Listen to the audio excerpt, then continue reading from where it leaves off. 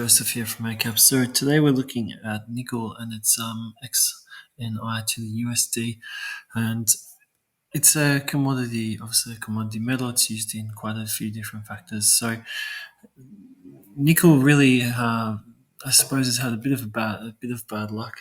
There was a real future seen with nickel that it could really drive up higher, and we could see it start to push, to jump like we saw in previous times. But this hasn't really happened due to a few factors, with the rise of lithium batteries not using the amount of nickel that was first thought, high grade nickel. And on the other hand, we've had Indonesia constantly putting out more and more nickel to maintain that the price remains at a lower point, and it looks like they will continue to do this into the future. And there is expectations it's going to continue to drive price lower, and that's the general consensus. But if we look at the market, we can see a very long downtrend that's currently struggling to maintain its drive, and we can see since it broke below that level in 2023, that low, it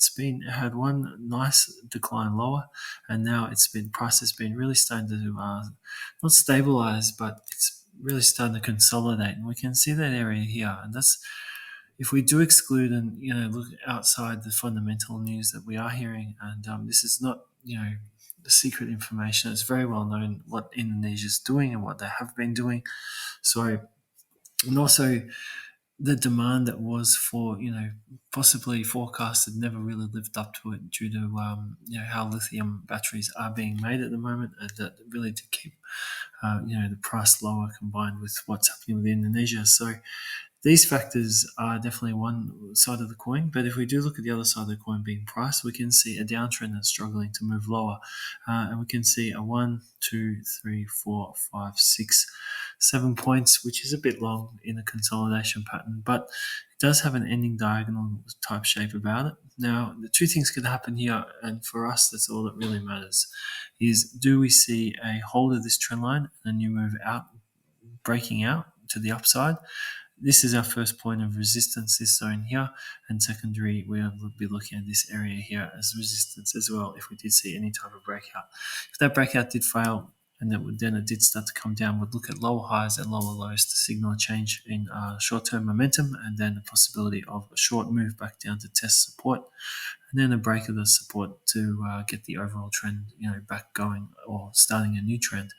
The other alternative is we see a fail. We have a lower high here, and we see a fail, and this fundamental news just continues to keep on driving. We see price move back down and break this key level of support here. So price has not been able to break this level since it started, this pattern really formed, and that's going back to around the 27th of November last year. So this pattern has been in operation for a fair period of time now. Now, if we do see a break of this market inside trend here and a break of this support, we'll then look for a move down to breakout, maybe get back down to levels not seen for a fair period of time, and that would be a confirmed downside breakout. Otherwise, it would then look, as we just told out in scenario 1, look for this trend to hold out, even if it had a false break of that trend line, then a move back up to test those areas. Those are the two resistance zones that we'll be looking to come into play.